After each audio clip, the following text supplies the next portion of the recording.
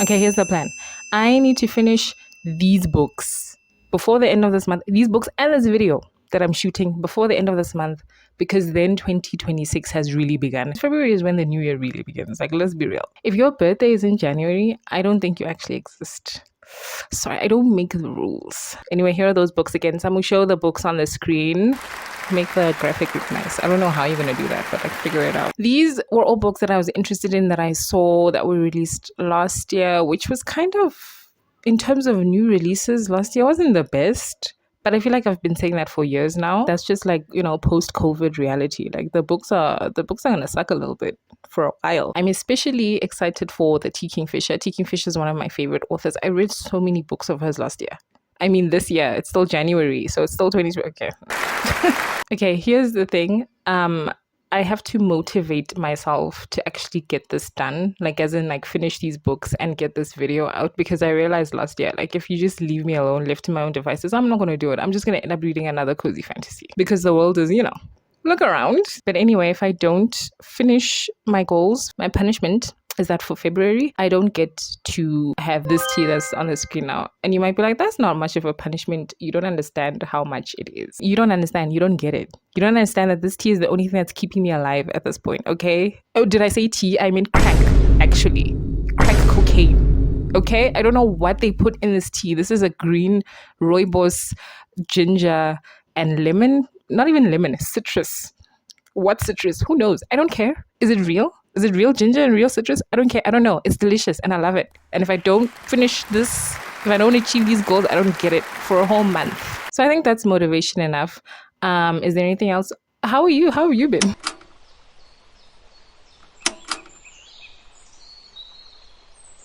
Is this ironed? This is ironed, right? So I was reading that Favem book, right, in bed. I read like 10 pages of it and I had to like put it down.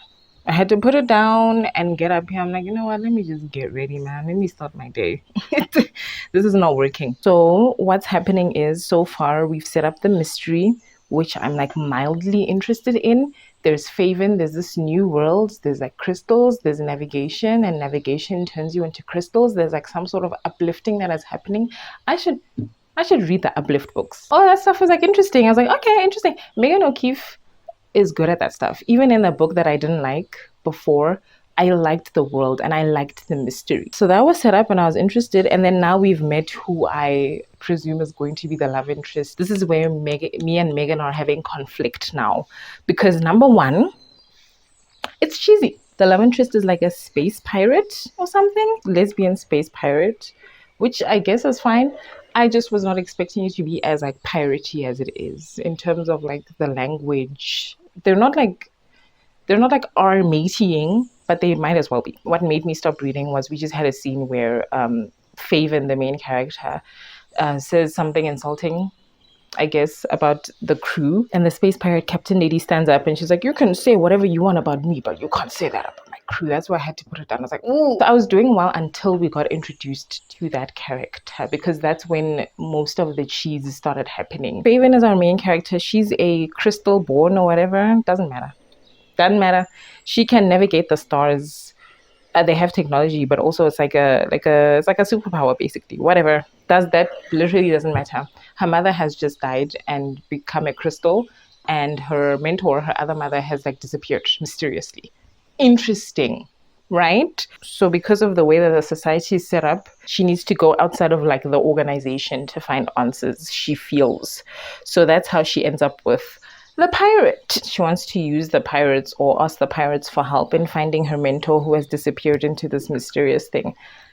Cool, but I can see where this is going already. It's like in that other book, in the Devoured Worlds thing, where there's like the working class protagonist and the love interest is like a space prince, but in this case it's like a space princess. In our case, our space princess is the protagonist and the love interest is she's like rakish. She's like a rakish, working class space pirate. She just wants to like retire to her grandfather's old village and fish and stuff, but she's also like a space pirate rake, and it's just like they're not reading as characters to me, they're reading as like archetypes, and I'm not interested. And again, it's just a personal thing, I'm not interested in that particular romantic dynamic. I did not like it in the other Megan O'Keefe.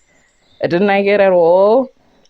And I don't like it in this. The other thing I had to ask myself is, do I care enough about the mystery to like power through some of the cheese? And by cheese, I mean like the dialogue and like the things that are happening. It's like, oh, there's like a Mexican standoff, like just cliche stuff, man. Like stuff like heck shit. Like, I'm sorry.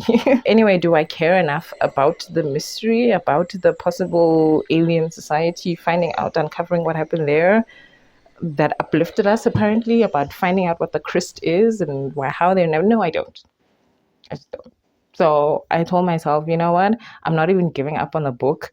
I'll come back to it, which is a lie. Which is how I get myself to DNF books sometimes, where I just will straight up lie to myself. I'm like, I'm just putting it down for now. I'll come back to it. I'm not going to. This is Ein, right?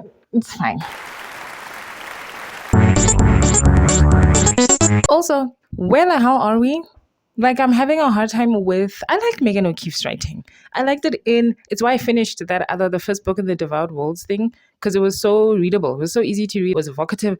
I especially loved the beginning so much before we met the love interest again. Same thing as happening anyway, whatever.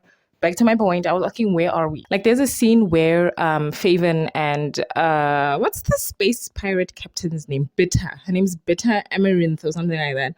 Bitter Armadine, where they're like walking through the city towards like a specific boss so they can talk. And like while we're walking there, I'm like, what am I supposed to be picturing here, Megan? What does this look like? Am I supposed to be picturing Night City? Am I supposed to be picturing Joburg? What does this look like? Does it look like Cape Town? Does it look like the Crystal Gem Palace? Although she did go into a lot of detail once we got inside the bar. Like, I feel like I'm just in space, like just vaguely in space. Here's what I want out of this book. If you're gonna write like a cheesy space pirate, lesbian space pirate book, I'm so on board for that. I saw a blurb on the front cover from somebody who was just like, this is what, like sapphic space pirates or something. I don't know. That's why I got this book. That's it. That's all I want. I want that. And I want that to be fun. But if you're gonna go the cheesy route, then I need you to do other things for me. To make it enjoyable for me. I need you to ground it in some way. Setting and character. Like, have the characters actually feel like people and not just archetypes. Number 2, setting. Make this feel like a real world, a real inhabited world. What are they eating? Where are they eating? What does the city look like? How are they getting there? Are they driving? What does that look like? Things like that. Like, you can make the love story and the stuff in the story cheesy, but I need other things to like ground me in the book, and I'm not getting that. I'm getting nothing, and I'm getting cheese. And I think I've talked myself into not finishing the book without guilt. Is that ironed? Is this ironed? I feel like I ironed this and then I threw it back in my closet. It's ironed. Look at it. No, it's ironed. It's fine. I think if you like Megan O'Keefe's writing and her storytelling, and if you liked that Devoured Worlds series, I think you'll like this. If you're like, oh, I like the Devoured Worlds, but I wish this was more lesbian. Oh my God. I've got the book for you. It's this one. This is the book. You got to read it. You'll love it. I think this is where I part ways with Megan O'Keefe. I don't know which book I'm going to read next. We'll see. We'll see what grabs my attention. I think I'm going to save the Nuzo Onoh for last. Okay. You know what would be convenient for me is if they were all just DNFs. That would be great. Don't you think? Wouldn't that be also a fun thing to watch? Just watching somebody not finish books.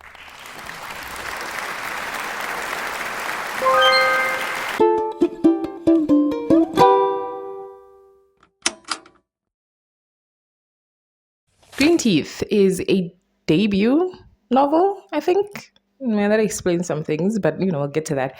Debut novel about a monstrous water creature, a Jenny, if you will. This is set in historical England, and this particular Jenny that we follow in the book comes into the possession of a witch, I think.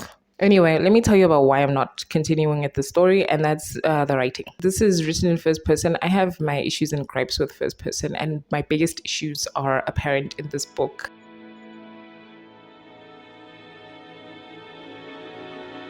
I feel like I'm reading like a series of I statements. I did this, I did this, I did this, and this is why I don't like books written in first person, because I think that people think it's easier to write in first person, because most of the time we think in first person. But it's actually not. It's actually harder. I think with third person you can actually get away with a little bit more dryness than you can in first person, although I do like some personality even in my third person narratives. With first person you have to be creative to prevent the wall of eyes, to prevent the I.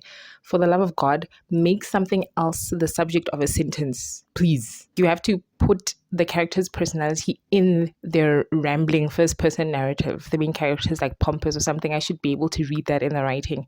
This main character, the only thing I know about them so far is that they're a genie and that they're like some sort of monster or like water monster creature thing. So I don't know, but it can be done. Anyway, I'm moving on to the next book, and by I'm moving on to the next book, I mean I've already moved on to the next book, and it was Volatile. What is it called? Volatile Memory. Beautiful cover.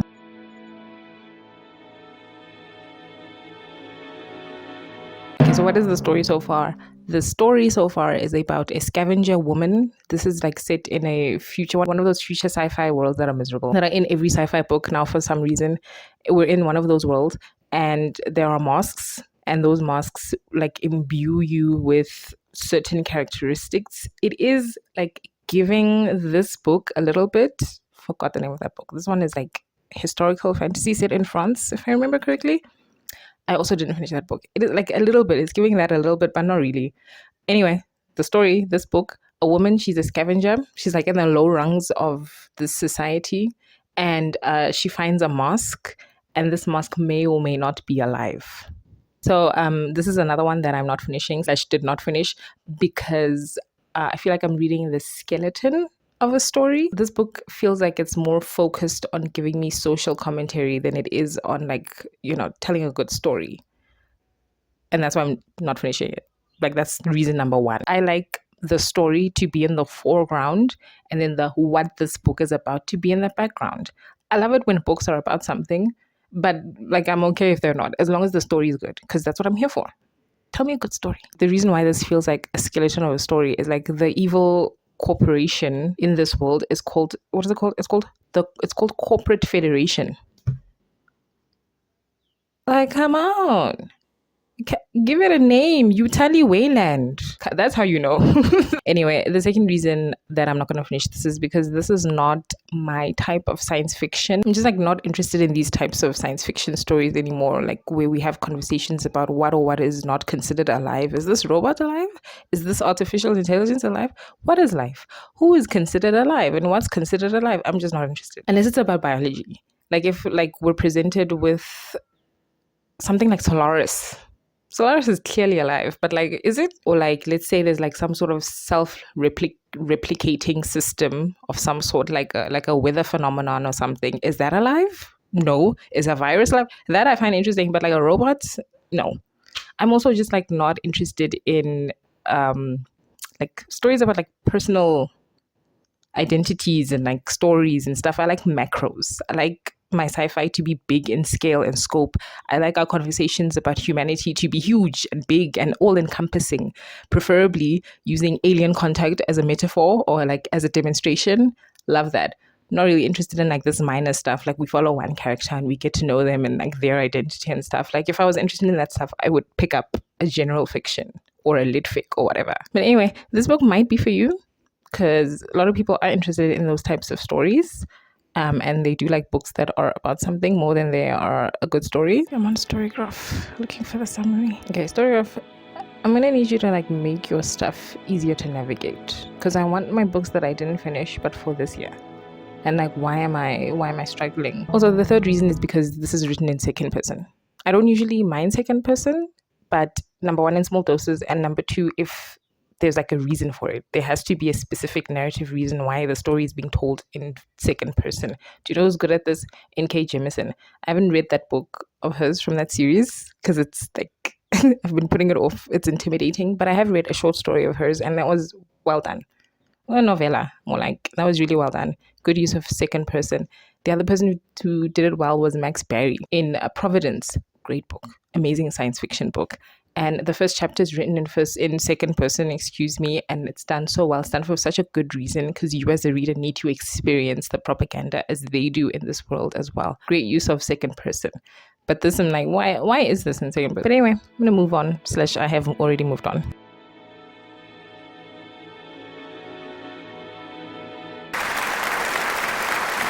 the keeper of magical things. As you could probably tell from the cover, it's a cozy, romantic fantasy about two women in a village. What you can't tell from the cover is that one of these women, our protagonist, is called Certainty. Her name is Certainty. Yuck. We start off at this magical boarding school situation, and because of some magical things that happen, our two magical women have to go on a magical adventure to a magicless village in which cozy things ensue, cozy fantasy things. Things like doing magic, interacting with colorful villagers, falling in love probably, get some sort of unorthodox pet or like a magical companion, maybe do some more falling in love. I don't know, maybe some smooching also. Maybe you can smooch a little bit, you know, you have to do cozy fantasy stuff at this village. So far, I've read like half of the book, and here are my notes so far. Note number 1, Certainty is in a YA novel and Aurelia is in a grown-up book, but she's the antagonist, not the love interest in whatever book that is.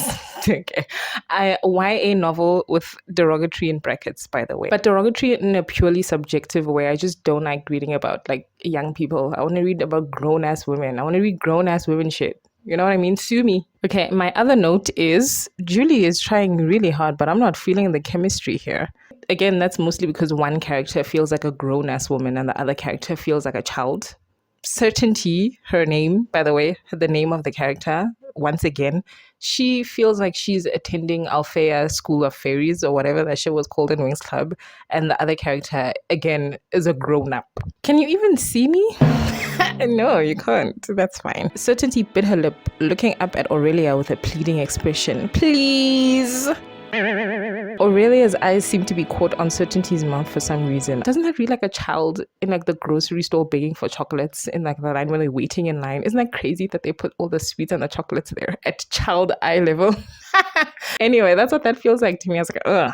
Ooh. Okay, I have another note here. It says it's a positive note and it just says, yay, one POV, yay, tension. I agree. Because Aurelia is written to be such an unlikable person in the book. It would have been so easy for this author to take the easy way out and just be like, in her point of view, she's like, I'm actually not mean. I'm actually not an ice queen. And actually all those evil things that they said I did, I didn't do.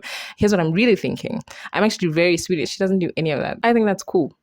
Great, good stuff. And then I have another note here where I just wrote, where are we, Julie? Because like, why aren't the authors setting the scenes anymore? Is it crazy of me to want to picture the complete layout of wherever I am? I want to be able to visualize the layout of this village and of like the just places in general. Like in a lot of books, I feel like I'm traveling from one silo to another, from one building to another, and there's like nothing in between. Remember the way the maps looked like in The Sims 4 at the beginning? It's so crazy. It's so crazy how people spend money on that game. You guys actually bought that shit with your money. That's crazy. Anyway, I'm enjoying this book. The writing is decent. It's actually pretty good. It's very easy to read through. I think the characters are fun. I like that fun things are happening. Fun magical things are happening. It's cute and cozy without being boring and slow, which is like apparently impossible. No, it's not impossible. Julie's doing it. And well, I will check back in once I'm done with it to give it its 3-star and to recommend it broadly, as well as to people who like cozy fantasies and or loved the book that this author released, the other book that this author released that had a similar cover. I could not get into that one because that one was too slow for me. I love how dark it is, and I love how you can't see me, and I love how I'm not going to do anything about it.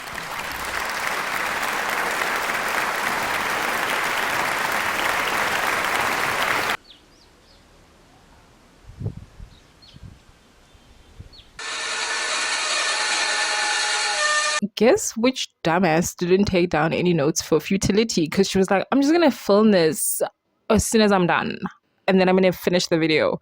Bitch, I read like 2 other books afterwards and now it's like fading. Okay, so now I have to try and remember.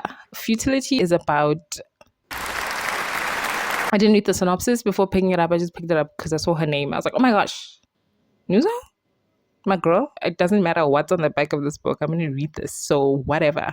And so I don't actually know how to pitch this to you. I don't know how to talk about this book without spoiling it. Let's go to story. Let's go to Storygraph. Let's see what Futility. Oh, is that the rating I gave it? Yeah, fair enough. Betrayed by the men in their lives, 2 women seethe with rage and bitterness. When a trickster spirit offers them the gift of revenge, they cannot resist. Such a me book, and I didn't even know it was a me book. I love, number 1, unhinged women, women who are like angry at men and want to like get revenge and stuff. Love that stuff. This book did have that. Our two main characters are Chia and Claire. The book is set in Nigeria. They're like oldish or women. No, she is like 30. She's a 30-year-old spinster like me, but unlike me, her family cares very much about her spinsterhood. They want it to end. And then we have Claire. Claire's a 50-year-old white lady from England. And they're both unhinged and insane and crazy. There isn't necessarily in this book like we need to go and do this thing, which is the type of book I like usually, where there's like a set goal. Even if it's like a small thing and then, you know, there's like tangents and stuff, it's fine. I like to know that we're heading somewhere. This one, things are happening and then they react to those things, you know, not a negative thing, not a positive thing, just neutral. It was like, okay, it's that type of story. Let me think of another nice thing to say about Futility. It was funny. And a lot of the funniness came from their internal dialogue because, again, these women are absolutely insane. They're nuts. They're crazy, but it was funny. Like, there were parts where I like laughed out loud. Another nice thing is this book introduced me to somebody called Aja Kong. I was like, who? Who? I looked her up. I was like, oh, cool, queen. I liked some of the commentary that was peppered in throughout. Again, I love an unhinged woman because sometimes she's like correct, you know. I love freaking Amy from that book. What's the name of that book? It's not Sharp Teeth or whatever. What is it called? It's such a popular book. How did you forget the name of that book? Dude, my brain is mush. I don't know what's happening to me. The other day I was thinking about like, do you remember how like 10 years ago you were like really smart? Like, what happened? We're not leaving here until I remember the name of the book.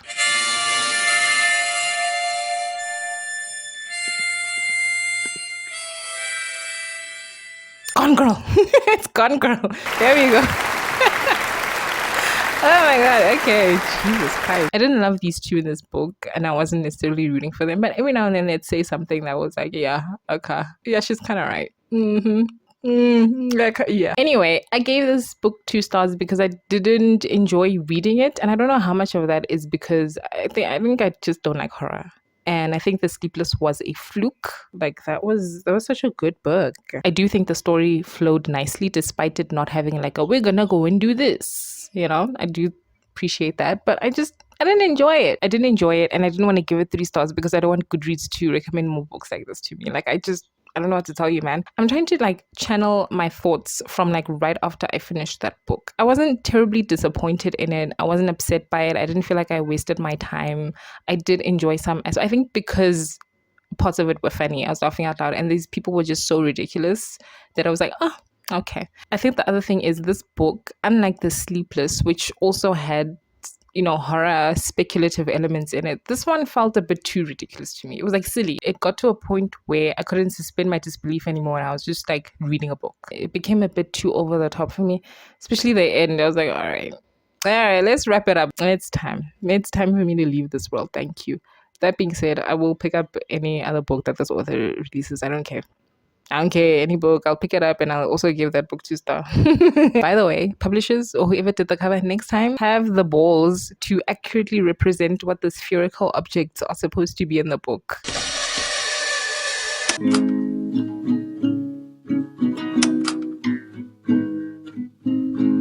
Hopefully this is framed better than than that other clip. Sorry, I'm not refilming that shit. Sorry. Unique Eater by one of my favorite authors, T Kingfisher, is a near future paranormal fiction story about a woman who's down on her luck, who finds herself in a strange small rural town with, yep, you guessed it, strange colorful villages and paranormal shenanigans. I liked the atmosphere mostly. I felt the desert vibes. Love a good cactus. Love some dry heat. Although, to be fair, I didn't really feel the heat. You know when you read a book and it's set in the cold and you can feel the cold, you actually feel cold. I didn't feel that with the heat. I also liked most of the characters, especially Grandma Billie Jean and Father Aguirre. Aguirre. Love them. Exceptional. They were both a treat. Also, Copper, the dog. Thank you. The thing about dogs, I want a dog so badly, but the thing about dogs is that they die. Anyway, would I recommend this book? I want to talk about spoilers, so this is a very short review. Would I recommend this book? Sure. If you like sort of contemporary-ish books, paranormal, contemporary-ish books. If you like T Kingfisher's horror writing, which I don't, which, you know, I didn't know this was a horror because I didn't read the back of the. If you do like T Kingfisher's horror books, I would recommend this. If you like paranormal stuff, recommend. If you like contemporary stuff, recommend. What would I give this book? Well, a 3-star, but also I would give it a picture of lukewarm mojito, but made with fake mint, like fake mint flavor, not even real mint leaves. No one muddled mint to make this mojito. It's lukewarm because the ice that was in the pitcher melted like an hour ago. So not only is it lukewarm, it's also like it's also extremely watered down. Out of 5. Anyway, can we talk about spoilers now so I can complain a little bit about the book? Can I? I didn't even give you the opportunity to say yes or no. Okay, thanks. Okay, so I have a list here of things I didn't like in this book. It's fine. The book is fine. You know, if you're interested, get it. Spoilers. Here's what I didn't like about this book. Number 1, the main character. I like T Kingfisher's main characters. I like her down on her luck girlies. But this one was a little bit too pathetic for me. And also she was doing way too much of, oh my God, I can't believe this is happening. Oh my God, I can't believe monsters are real. It's like after the first, I'm going to say 3 times, get over it at that point. Like, accept what's happening and move on. Because I'm tired of hearing about, I can't believe, monsters aren't real. They're real? Shut the hell up. You know what kind of main character I like in like these sort of paranormal or horror books? I like somebody with like a STEM brain, a science brain, where they're like, I can't believe this weird thing is happening. Let's investigate. I want to find out more. Oh, I need to know exactly how and why this is happening. Shout out Hemlock and Silver by T Kingfisher. The second thing I didn't really like that much was the antagonist. I did not find the antagonist in this book that interesting. Like they didn't really have anything going for them. Granted, they are like a creature, an animal. Yeah, you know, it makes sense why there isn't a backstory, but like that doesn't make for an interesting antagonist for me. So I wasn't that interested. I don't mind antagonizing for the sake of antagonizing. I don't mind that, but like this was just like, you know, like I can't be mad. It's like being mad at like what are those like really evil a wild boar, like, you know, like it's gonna do wild boar things. I can't even be mad at it. The book was too long for the amount of nothing that was happening in the book. It didn't feel like building up. It felt like waffling. And perhaps my biggest problem number 4 is that this book didn't give the reader enough credit. And usually T Kingfisher, I think, is good at this.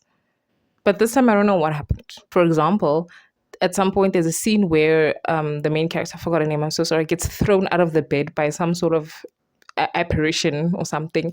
And from that scene, you already know what's happening. You already know what's going on, but it takes so long for us to get to the point where the characters in the book are like, oh my God, this is what's going on. But you already know. The other thing was like Grandma Billie Jean's reveal. Like she told us before when she said the thing about the children, like obviously it's that. And then also with the existence of spirits things, there was too much reiteration. It was like, I'm reading a paranormal / horror novel. I'm primed to accept paranormal stuff. You don't have to keep like, oh my God, I can't believe monsters are real. You don't have to go into in-depth explanations for me. Like if you can just say there's a ghost and ghosts exist, I'll be like, okay, ghosts exist in this world. Sure. Thing number 5 that I didn't like that much. Isn't it interesting how I'm naming more things I didn't like than I named things I liked? Anyway, 3 stars book. It's fine. It's a good book. Read it if you want to. The other thing I didn't like was there was too much standing around in the lead up to the climax, like the build up. A lot of standing around. Just standing around.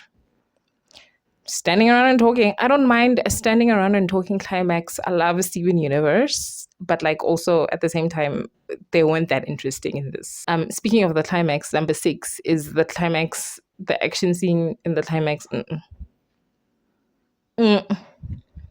What was that action scene? I was imagining like a fight ball, like in The Sims 2, you know how they fight in a ball, which is inspired by like over-the-top cartoons from like back in the day. That's what I was picturing. I was like, what is this? What are we doing? I was honestly forcing myself to finish it because I was like, wait, this video is just going to be DNFs. I was like, wait a minute. Speaking of which, there are, I think, are two other books that I didn't finish that I didn't even talk about because I don't have anything to say about them. Kill the Beast was just boring to me. And wait, I forgot to talk about Spread Me. I didn't finish it because I don't like horror. Like that book was the one that was like that made me realize that I don't like horror, especially like really sexual horror. Spoilers for Spread Me. I think this is a spoiler, but I'm gonna try and describe the book. I think the book is about like a virus that's trying to have sex with our protagonist or something through other people. I think that's what's happening.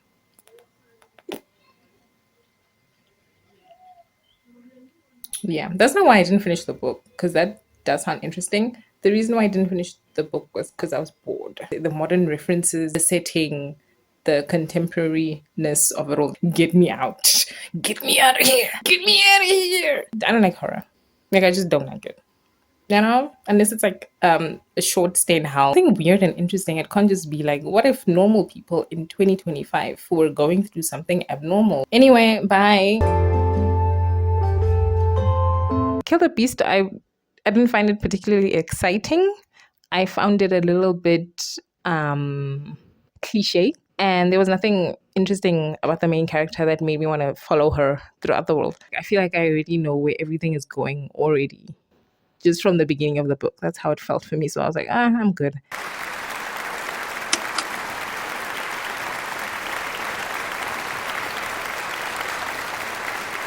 How do I end the video? Because this is the last time you're going to see me on camera.